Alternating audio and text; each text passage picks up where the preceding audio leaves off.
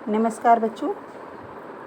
अपनी पहली कक्षा में हम रक्त के विषय में पढ़ रहे थे कि रक्त क्या होता है और शरीर में इसकी उपयोगिता क्या है, और रक्त की कमी से हमारे शरीर को किस तरह की परेशानियों का सामना करना पड़ता है। इसी उपलक्ष्य में हमने पढ़ा था कि दिव्या जो अनिल की छोटी बहन है, वो वैसे तो कमज़ोर थी ही, लेकिन जब उसे थकान आदि महसूस होने लगी तो वह डॉक्टर के पास अपने भाई अनिल के साथ पहुंची और डॉक्टर ने रक्त की जांच कराने के लिए कहा। तो अनिल उसको डॉक्टर दीदी के पास लेकर गया और जब डॉक्टर ने उसकी जांच की तो पाया कि उसे एनीमिया है, अर्थात खून की कमी है। और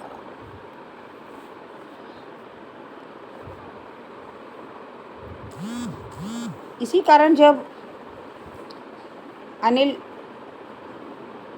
उसकी रिपोर्ट लेने पहुंचा तो उसकी जिज्ञासा थोड़ी बढ़ी हुई थी, और यह जानने के लिए कि एनीमिया का क्या मतलब है उसने डॉक्टर दीदी से प्रश्न पूछा। तो डॉक्टर दीदी ने कहा, अब आप यहाँ देखें अपनी पुस्तक में भी, कि यह जानने के लिए तुम्हें रक्त के बारे में जानना होगा। डॉक्टर दीदी ने कहा। फिर बोली, अनिल, देखने में लाल द्रव के समान दिखता है, किंतु इसे सूक्ष्मदर्शी द्वारा देखें तो यह भानुमति का पिटारा उससे कम नहीं है। मोटे तौर पर रक्त के दो भाग होते हैं।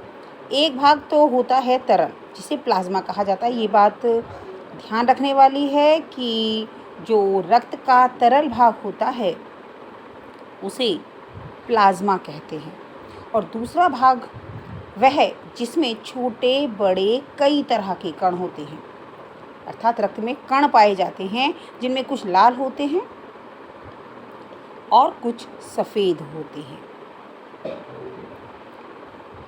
और कुछ ऐसे भी होते हैं जिनका रंग नहीं होता। उन्हें बिंबाणु कहा जाता है, जिन्हें आप प्लेटलेट्स के नाम से भी जानते हैं। ये कण प्लाज्मा में तैरते रहते हैं। अर्थात जो ये प्लेटलेट्स होती हैं, ये प्लाज्मा क्या बताया गया था? प्लाज्मा जो लिक्विड पार्ट है, तरल भाग है रक्त का, उसमें ये तैरते रहते हैं।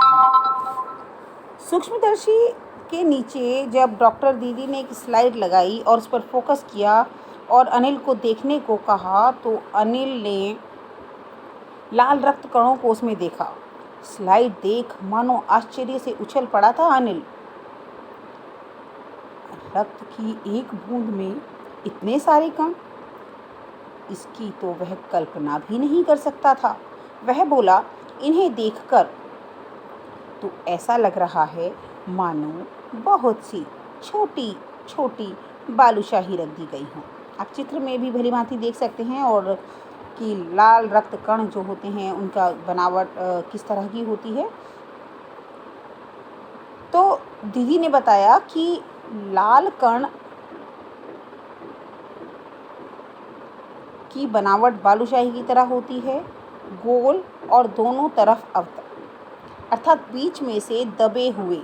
रक्त की एक बूंद में इनकी संख्या लाखों में होती है, और यदि 1 मिलीमीटर रक्त लें, 1 मिलीमीटर रक्त, तो उसमें 40 से 55 लाख कण मिलेंगे। इनके कारण हमें रक्त जो है वो लाल दिखाई देता है। ये कण शरीर के लिए दिन रात काम करते हैं। लाल रक्त कण शरीर के लिए दिन रात काम करते हैं। सांस लेने व साफ हवा से जो ऑक्सीजन हमें मिलती है, जब हम सांस लेते हैं तो हम ऑक्सीजन अंदर ग्रहण करते हैं, कार्बन डाइऑक्साइड को निकाल देते हैं। You know that very well. आप बहुत अच्छे से इस बात को जानते हैं। तो जब तुम ऑक्सीजन लेते हो तो शरीर के हर हिस्से में पहुंचाने का काम इन कणों का ही होता है।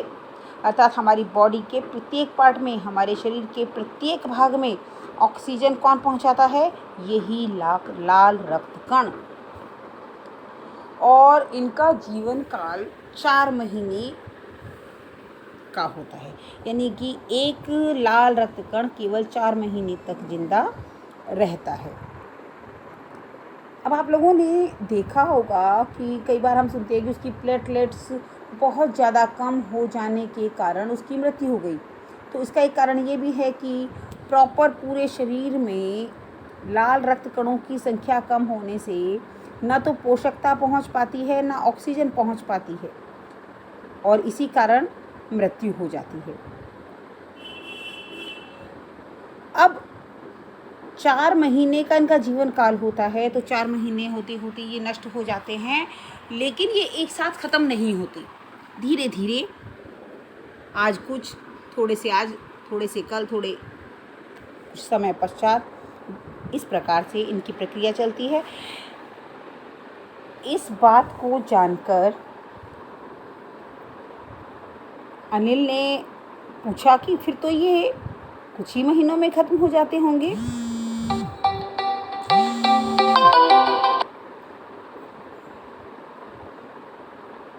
अनिल ने कहा। यह सुनकर डॉक्टर दीदी मुस्कुरा उठी, बोली, नहीं, ऐसा नहीं होता। शरीर में हर समय नए कण बनते रहते हैं जो नष्ट कणों का स्थान ले लेते हैं। हड्डियों के बीच के भाग, मज्जा में ऐसे बहुत से कारखाने होते हैं जो रक्त कणों के निर्माण कार्य में लगे रहते हैं।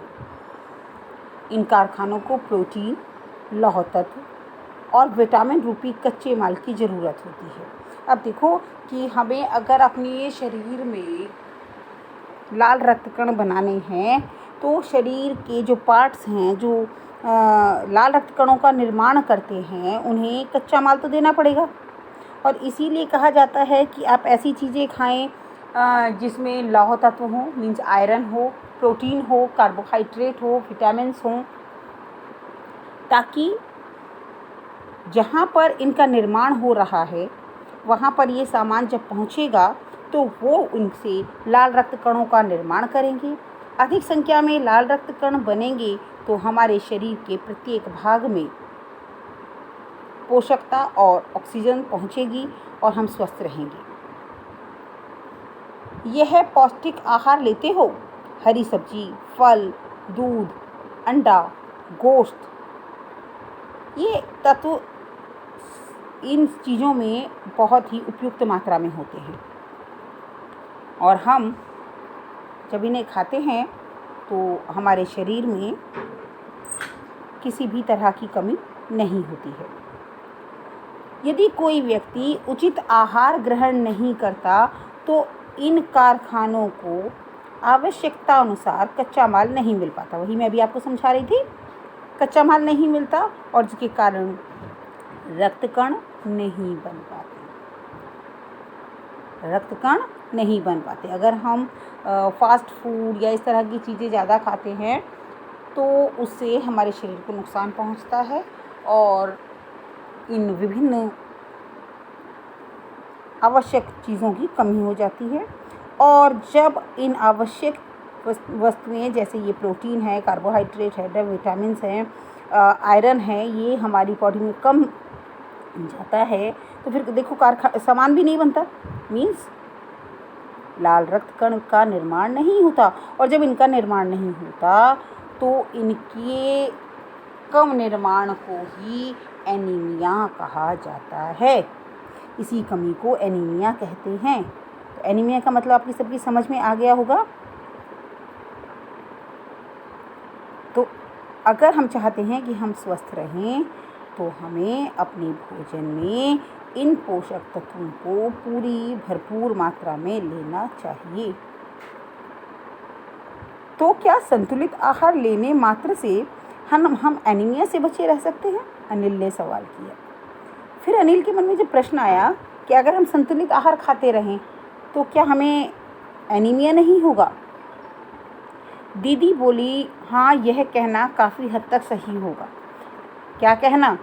यह कहना कि अगर आप संतुलित भोजन खाती हैं तो आपको एनीमिया नहीं होगा। लेकिन एनीमिया और भी बहुत से कारणों से होता है। हमारे देश में इसका सबसे बड़ा कारण पौष्टिक आहार की कमी है। इसके अलावा इस रोग का एक बहुत बड़ा कारण है पेट में कीड़े हो जाना। ये कीड़े प्रायः दूषित जल और खाद्य पदार्थ के माध्यम से हमारे शरीर में प्रवेश कर जाते हैं। हमारे पेट में, आप लोगों ने भी सुना होगा और कभी ना कभी आपने इसकी दवाई भी खाई होगी कि पेट में कीड़े हो जाते हैं। वो कैसे होते हैं? अपने आप नहीं पैदा होते, वो हमारे गलत खान पान का नतीजा होते हैं। ओके, तो इनसे बचने के लिए आवश्यक है कि हम पूरी साफ सफाई से बनाए गए खाद्य पदार्थ को ग्रहण करें। यानी जो घर में बना, साफ सफाई से बना खाना है, उसे ही हमें खाना चाहिए। और खाना खाने से पहले अपने हाथों को साफ पानी से धोना चाहिए और पानी भी साफ पीना चाहिए। और हाँ, एक किस्म के कीड़े और होते हैं जिनके अंडे जमीन की ऊपरी सतह पर पाए जाते हैं। इन अंडों से उत्पन्न लार्वे त्वचा के रास्ते शरीर में प्रवेश कर आंतों में अपना घर बना लेते हैं। यानी ज़मीन के ऊपर वो ये रहते हैं और त्वचा के सारे हमारे अंदर घुस जाते हैं। इनसे बचने का उपाय है कि हम शौच के लिए अपने शौचालय का प्रयोग करें और इधर उधर नंगे पैर ना घूमें। ये रहन सहन और खान पान की अच्छी आदतें ही हमें इस तरह की बीमारियों से और परेशानियों से बचा सकती हैं। देखिए कितनी महत्वपूर्ण बात है ये, और यही बात अनिल ने दीदी से कही कि यह दीदी आपने यह बहुत महत्वपूर्ण बात बताई। अनिल बोला, यह पल भर, और सुनकर वह पल भर के लिए सोच में डूबा रहा। फिर बोला, आपने बताया था कि रक्त में सफ़ेद कण और डिम्बाणु भी होते हैं, फिर शरीर में उनका क्या काम होता है? ओके, तो इसके बारे में हम कल जानेंगे। आज के लिए इतना ही, धन्यवाद।